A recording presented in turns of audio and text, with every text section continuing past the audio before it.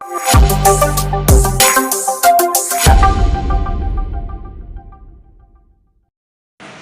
Mass മോട്ടോഴ്സിൽ നിന്നാണ് Honda deo വണ്ടി general service നമ്മൾ കയറ്റിയിട്ടുണ്ട്. സർവീസിൻ്റെ ഭാഗമായിട്ട് നമ്മളതിൻ്റെ ബാക്ക് ബ്രേക്കിൻ്റെ ലൈനറൊക്കെ ചെക്ക് ചെയ്യാൻ വേണ്ടി അയച്ചതാണ്. ബ്രേക്ക് ലൈനർ നമുക്കൊന്ന് ക്ലീൻ ചെയ്ത് കയറ്റിയാൽ മതി. കമ്പനി ലൈനർ കിടക്കണം, അത്യാവശ്യം ഉപയോഗിക്കാനുണ്ട്. ബ്രേക്ക് ക്യാമൊക്കെ ചെറിയ ടൈറ്റ് കാണിച്ചു കൊടുക്കുന്നുണ്ട്, അതൊന്ന് അഴിച്ച് ഗ്രീസ് ചെയ്ത് കയറ്റാം. അതേപോലെ തന്നെ നമുക്ക് അതിൻ്റെ ഈ വീൽ ആക്സിലിൻ്റെ നെട്ട് ചെറിയൊരു ടൈറ്റ് ഉണ്ടായിരുന്നു കേട്ടോ. അപ്പോൾ അല്ല, ചെറുതായിട്ട് ലൂസ് ഉണ്ടായിരുന്നു, കറക്റ്റ് ടൈറ്റ് അല്ലായിരുന്നു. അപ്പോൾ അതിൻ്റെ ആ നെട്ടൊന്ന് ചേഞ്ച് ചെയ്യണം, കാരണം അതിൻ്റെ ത്രെഡ് ചെറുതായിട്ടൊന്ന് ഓവലായിട്ടുണ്ട്. അപ്പോൾ അതൊന്ന് മാറ്റിയിടുന്നുണ്ട്.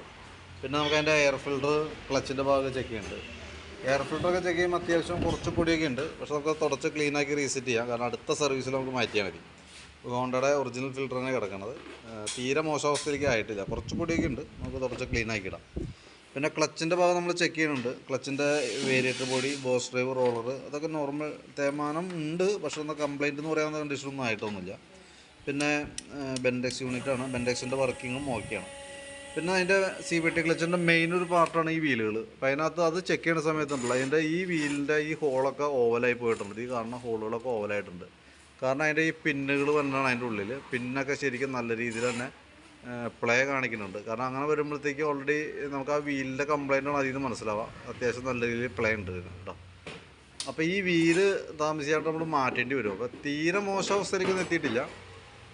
വീലുകൾ നമുക്കൊന്ന് ചേഞ്ച് ചെയ്യേണ്ട ടൈമിൽ ആയിട്ടുണ്ട്. അത്യാവശ്യം നമുക്ക് തേയ്മാനം കാണിക്കുന്നുണ്ട്. ഞാൻ ഈ തുരുമ്പ് കണ്ടതുകൊണ്ട് തന്നെ അത് അഴിച്ച് ക്ലീൻ ചെയ്യാൻ വേണ്ടി അയച്ചാണ്, ക്ലീൻ ചെയ്ത് ഗ്രീസ് ചെയ്യാൻ വേണ്ടിയിട്ട് അയച്ചാണ്. അപ്പോൾ പിന്നുകൾ തൽക്കാലം ആ 3 പിന്നും റോളറും തൽക്കാലം മാറ്റിയിടാം, പരമാവധി ഉപയോഗിക്കുക, എന്നിട്ട് നമുക്ക് മാറ്റി കളഞ്ഞാൽ മതി കേട്ടോ. തീരെ മോശം അവസ്ഥയൊന്നും ആയിട്ടൊന്നുമില്ല. അപ്പോൾ അതുകൊണ്ട് തന്നെ നമുക്ക് ഗ്രീസ് ചെയ്തിടാം. ക്ലച്ച് ഔട്ടർ യൂണിറ്റ് ആയാലും വേറെ കുഴപ്പമൊന്നുമില്ല. ക്ലച്ച് ഷൂ എന്ന യൂണിറ്റാണത്. അതതിൻ്റെ ആ ക്ലച്ച് ഷൂ ആ പിന്നുമ്പോൾ ടൈറ്റായിട്ട് നമ്മളതൊന്ന് ക്ലീൻ ചെയ്യാൻ വേണ്ടി അയച്ചാണ്. അതും കൂടിയും കൂട്ടത്തിക്കടെ നമ്മൾ ക്ലിയർ ചെയ്ത് തരുന്നുണ്ട്. കിക്കർ വീലൊന്ന് ഗ്രീസ് ചെയ്യുന്നുണ്ട്. കിക്കറിൻ്റെ ഭാഗം ചെറുതായിട്ട് ലൂസായിട്ടുണ്ട്, അപ്പോൾ അതൊന്ന് ടൈറ്റ് ചെയ്ത് വിടാം.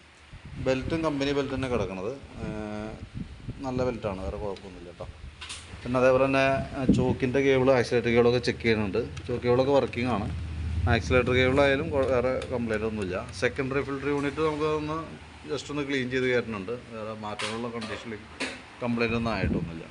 ഫ്രണ്ട് ഭാഗത്തേക്ക് വരുമ്പോഴത്തേക്കും ഫ്രണ്ടിലത്തെ ഗ്രീൻ ബുഷ് നമ്മളൊന്ന് ചേഞ്ച് ചെയ്ത് തരുന്നുണ്ട്. അത്യാവശ്യം നല്ല രീതിയിൽ തന്നെ ഓവലായി തുടങ്ങിയിട്ടുണ്ട്, അപ്പോൾ അതൊന്ന് ചേഞ്ച് ചെയ്ത് തരാം. ബ്രേക്ക് കേബിളുകൾക്കൊന്നും കംപ്ലൈൻ്റ് ഇല്ല. ലിങ്ക് ബുഷ് ഒന്ന് അഴിച്ച് ഗ്രീസ് ചെയ്ത് റീസെറ്റ് ചെയ്യാം. പിന്നെ അതുപോലെ നമുക്ക് അതിൻ്റെ ബാറ്ററിയുടെ ഭാഗം കൂടി നമ്മളൊന്ന് ടെസ്റ്റ് ചെയ്ത് പോകുന്നുണ്ട്. 2020 മോഡൽ ബാറ്ററിയാണ് വണ്ടിയിൽ ഇരിക്കുന്നത്, ആമറോണിൻ്റെ ബാറ്ററി. നമ്മളതിൻ്റെ വോൾട്ട് ചെക്ക് ചെയ്യുമ്പോൾ 12.5 വോൾട്ട് കാണിക്കുന്നുണ്ട്, 12.77 റേഞ്ചിൽ വോൾട്ട് കാണിക്കുന്നുണ്ട്. ബാറ്ററി നമ്മൾ ടെസ്റ്റിലേക്ക് കൊടുത്തിട്ടുണ്ട്. ടെസ്റ്റിലേക്ക് കൊടുക്കുമ്പോൾ ഇതിനകത്ത് കംപ്ലൈൻ്റ് ആയിട്ടാണ് കാണിക്കണേ. 2020 ബാറ്ററി എന്ന് പറയുമ്പോൾ എന്തായാലും 4 വർഷം കഴിഞ്ഞിട്ടുണ്ട്. അപ്പോൾ 4 വർഷം ആയിട്ടുണ്ട് എന്തായാലും. അപ്പോൾ വലിയ താമസിച്ചാണ്ട് ബാറ്ററിയുടെ ഒരു കംപ്ലൈൻറ്റ് പ്രതീക്ഷിക്കാം നമുക്ക് കേട്ടോ. കാരണം എന്ന് വെച്ച് കഴിഞ്ഞാൽ ഇപ്പോൾ ടെസ്റ്റിൽ ഫെയിൽഡായിട്ട് കാണിക്കണേ. എന്നാൽ പിന്നെ സെൽഫൊക്കെ വർക്ക് ചെയ്യുന്നുണ്ടെങ്കിൽ കൂടി നമുക്കത് ചിലപ്പോൾ തൊട്ടടുത്ത് തന്നെ ഒരു വർഷം, ചിലപ്പോൾ ഒരു വർഷം തൊട്ടടുത്ത് മാറ്റേണ്ടി വന്നേക്കും. ചിലപ്പോൾ കുറച്ച് ഗ്യാപ്പ് കിട്ടും. എന്തായാലും വലിയ താമസിച്ചായിട്ട് കംപ്ലൈൻറ്റിലേക്ക് വരും. പിന്നെ ഹാൻഡിൽ ബെയറിങ് കോൺസെപ്റ്റ് നല്ല രീതിയിൽ അടി കാണിക്കുന്നുണ്ട്. അത് ചെറിയ ഗട്ടറിലൊക്കെ ചാടുമ്പോൾ ഫ്രണ്ട് ഇളക്കം വരുന്നത് അതിൻ്റെയാണ്. നമ്മൾ ഷെയ്ക്ക് ചെയ്ത് നോക്കുമ്പോൾ അത്യാവശ്യം ഇളക്കം കാണിക്കുന്നുണ്ട് അതിന് കേട്ടോ. അപ്പോൾ അതൊന്ന് ജസ്റ്റ് ഒന്ന് ടൈറ്റ് ചെയ്ത് നോക്കാം. തീരെ രക്ഷയില്ലാണ്ടാവുന്ന കൂടുതൽ ഹാൻഡിലിനും ടൈറ്റോ അല്ലെങ്കിൽ കൂടുതൽ അടിയായിട്ട് വരാണെന്നിട്ട് നമുക്ക് അയച്ച് മാറ്റേണ്ടതായിട്ടൊക്കെ വരും. പിന്നെ അതേപോലെ പിന്നെ ഈ ഭാഗത്തേക്ക് നമുക്ക് അതിൻ്റെ സ്പാർക്ക് പ്ലഗും കൂടി നമ്മൾ കൂട്ടത്തിൽ കിടന്ന് അഴിച്ച് ക്ലീൻ ചെയ്ത് തന്നുണ്ട്. എയർ ഫിൽറ്ററും പ്ലഗും കൂടി ഒരുമിച്ചാണ് മാറ്റേണ്ടത്. അടുത്ത സർവീസിലൊക്കെ നോക്കിയിട്ട് തീരെ മോശമാണെങ്കിൽ അടുത്ത സർവീസിൽ ചേഞ്ച് ചെയ്യാം. അതേപോലെ തന്നെ എഞ്ചിൻ ഓയിൽ മാറുന്നുണ്ട്. ഇത്രയും കേസുകൾ മെയിനായിട്ട് നമ്മൾ ചെയ്യുന്ന വർക്കുകൾ. അപ്പോൾ ഞാൻ അതിൻ്റെ ഏകദേശം ഒരു എസ്റ്റിമേറ്റ് എത്ര വരും നോക്കിയിട്ട് അതിൻ്റെ ഡീറ്റെയിൽസ് ഒന്ന് വാട്സാപ്പിലേക്ക് സെൻഡ് ചെയ്തിടാം. വീഡിയോ കണ്ടുമ്പോൾ നോക്കിയിട്ടൊന്ന് റിപ്ലൈ ഇട്ടോ കേട്ടോ. പിന്നെ എന്തെങ്കിലും തീരുമ്പോൾ ഒരു 6 മണി 6:30 ആവും. കംപ്ലീറ്റ് അയക്കുമ്പോൾ വിളിക്കാം. ഓക്കെ.